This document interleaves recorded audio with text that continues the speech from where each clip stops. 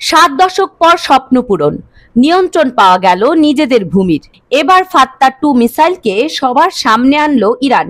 এটি কোনো সাধারণ মিসাইল নয়, ইরানের তৈরি হাইপারসনিক মিসাইল। সম্প্রতি ইরান এই ফাত্তা-2 মিসাইলকে আধুনিক ওয়ারহেডে সুসজ্জিত করেছে। এটা দেখানোর জন্য জনগণের সামনে তা উন্মুক্ত করা হয়। প্রায় 2000 কিলোমিটার দূরে নিখুঁতভাবে এই মিসাইলটি শব্দের থেকে 17 গুণ দ্রুত গতিতে আঘাত হানতে সক্ষম। প্রশ্ন উঠেছে, কেন ইরান হঠাৎ করে তার এই হাইপারসনিক মিসাইল ফাত্তা প্রকাশ্যে আনলো? এই বিষয়টিকে কেন্দ্র করে সামরিক বিশেষজ্ঞরা ভিন্ন ভিন্ন ব্যাখ্যা দিচ্ছেন। কেউ কেউ বলছেন এই মিসাইলটি দিয়েই জরুরি ভিত্তিতে আক্রমণ করবে এবং ইরান অনেকটাই সক্ষম যে কোনো ধরনের হুমকি মোকাবেলা করার জন্য।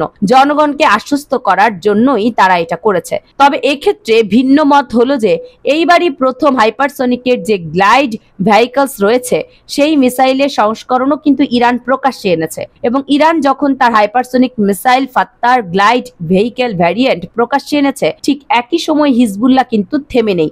এরই মধ্যে ইসরায়েলের বড় 3টি শহরকে লক্ষ্য করে একদিনে হিজবুল্লাহ 175টি বিভিন্ন ধরনের মিসাইল এবং রকেট সুনির্দিষ্টভাবে আক্রমণ করতে সক্ষম হয়েছে, যার বেশিরভাগই টার্গেটে হিট করেছে। ইসরায়েলের যে হিব্রু ভাষার যে সংবাদ মাধ্যম রয়েছে তারা তাদের খবরে নিশ্চিত করেছে সোমবার হাইফা এবং কাইটার অঞ্চলে অন্তত 80টি আঘাত এনেছে। এছাড়াও সাফেদ এবং আশেপাশের এলাকায় নতুন করে কিন্তু সাইরেন শোনা গেছে সতর্কতামূলক। ইসরায়েলের গণমাধ্যম জানিয়েছে যে লেবানন থেকে সোমবার সকালের দিকে ইসরায়েলের অধিকৃত যে গ্যালিলি নাম অঞ্চল রয়েছে সেখানেও কিন্তু আলাদাভাবে আরো 50টি রকেট ছোড়া হয়েছে এবং এই সার্বিক বিষয়কে কেন্দ্র করে স্থানীয় সংবাদ মাধ্যম টাইমস অফ ইসরায়েলের জানিয়েছে যে হিজবুল্লাহ সোমবারের হামলায় 175টি রকেট ছুড়েছে এবং এই ঘটনায় ইসরায়েলের সংবাদ মাধ্যম কারণ নিহত হওয়ার ঘটনার স্বীকার না করলেও অন্তত 7 জন গুরুতর আহত হয়েছেন এমনটা তাদের বক্তব্যে তারা নিশ্চিত করেছে এবং সামরিক ঘাঁটি ও ক্ষয়ক্ষতির বিষয়েও তারা নিশ্চিত করেছে। অত্যন্ত গুরুত্বপূর্ণ বিষয়টিকে কেন্দ্র করে আমাদের হাতে কিছু ভিডিও ফুটেজ আছে। ইসরায়েলের সংবাদ মাধ্যম ওয়াইনেট প্রকাশ করেছে এই ভিডিওগুলো। দীর্ঘ 70 বছর ধরে হাইফার কাছে এই অঞ্চলটি একসময় প্যালেস্টাইনে মানুষের ছিল। এমনকি জাতিসংঘের যে আন্তর্জাতিক নিয়ম অনুসারে 2টি রাষ্ট্র প্যালেস্টাইন এবং ইসরায়েল বিভক্ত হয়েছে তার অধীনেও কিন্তু এই জায়গা প্যালেস্টাইনের ছিল। তবে 70 বছর ধরে ইসরায়েলের নাগরিকরা এটা দখল করে রেখেছে। আন্তর্জাতিকভাবে বহু জায়গায় প্যালেস্টাইনের এই ইস্যুটিকে কেন্দ্র করে কিন্তু প্যালেস্টাইন কর্তৃপক্ষ এবং তাদের যে সকল মিত্র রয়েছে তারা গিয়েছে। ইসরায়েল কখনোই কিন্তু এই জায়গা খালি করেনি, উল্টো বসতি আরো বৃদ্ধি করেছে। আর এখন দেখুন কি অবস্থা।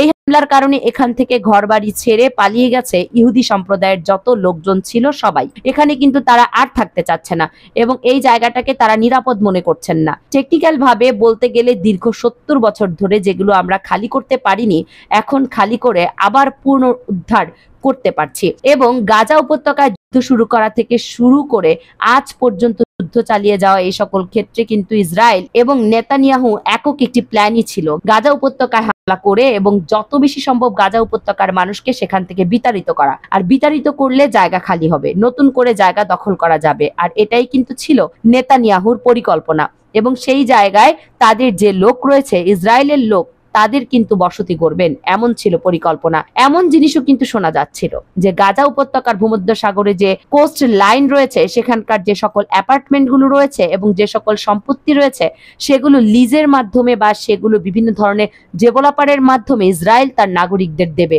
এমনও কিন্তু শোনা যাচ্ছিল। তবে এখন কিন্তু পরিস্থিতি একেবারেই ভিন্ন।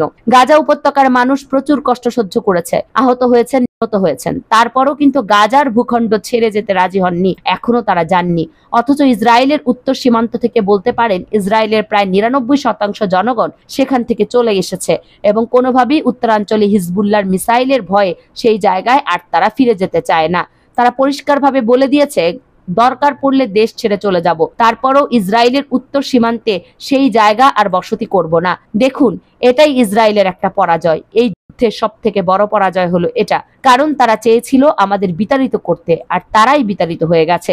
যে নেতানিয়াহু দাম্ভিকতার সঙ্গেই কিন্তু দাঁড়িয়ে তার মিলিটারিদের কাছে 5ম প্রজন্মের যুদ্ধ বিমানের কাছে দাঁড়িয়ে বলতো যে মধ্যপ্রাচ্যের কোনো দেশ আমাদের মোকাবেলা করতে পারবে না, যদি কোনো দেশ আমাদের দেশে আক্রমণ করতে চায় তাহলে তাদের আমরা ধ্বংস করে দেব।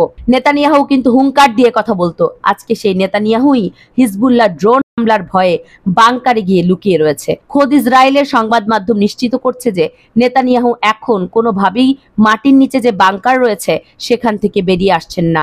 দুইবার তার উপর আক্রমণ হয়েছে। তিনি বিশ্বাস করেন তৃতীয়বার যদি সফলভাবে হামলা হয় এইবার কিন্তু বাঁচার সম্ভাবনা খুবই কম, যার জন্য কিন্তু নেতানিয়াহু বাংকার থেকে আর বেরিয়ে আসছেন না। রাষ্ট্রীয় যত ধরনের কার্যকলাপ রয়েছে সকল কিছুই কিন্তু নেতানিয়াহু তার যে বাংকার রয়েছে সেখান থেকে করছেন, সেখান থেকে কোনোভাবেই বের হচ্ছেন না। কতটা ভয় পেয়েছেন তিনি। মধ্যপ্রাচ্যের যুদ্ধ যখন ইসরায়েলকে কেন্দ্র করে একটা নতুন স্টেপে চলে গেছে এবং নতুন মাত্রা পেয়েছে, এমত অবস্থায় তুরস্ক ইসরায়েলের আগের মতো তেল রপ্তানি করছে এমন অভিযোগ কিন্তু উঠেছে। পাইপলাইনের মাধ্যমে ইসরায়েল আজারবাইজান থেকে জর্জিয়ার মধ্য দিয়ে যে তেল আমদানি করত সেই পাইপলাইনের তেল আবার সাপ্লাই শুরু হয়েছে এমন অভিযোগ কিন্তু উঠেছে তুরস্কের বিরুদ্ধে। যদিও তুরস্ক এই অভিযোগ প্রত্যাখ্যান করে বলেছে যে আমরা তেল দেইনি, তবে পৃথিবীর বিভিন্ন গণমাধ্যমে এই জিনিসটা সুস্পষ্টভাবে প্রমাণিত হয়েছে যে পাইপলাইনের মাধ্যমে তেল এসেছে। এখন তুরস্ক সেই জিনিসটা জানে কি জানে না সেটা ভিন্ন বিষয়। এমন হতে পারে যে তুরস্ক হয়তো অজ্ঞত নয়, যার জন্য পাইপলাইনের মাধ্যমে তেল পাঠানোতে আজারবাইজান সক্ষম হয়েছে। তবে এখানে তুরস্কের স্টেটমেন্ট হলো যে আমরা তেল পাঠাইনি।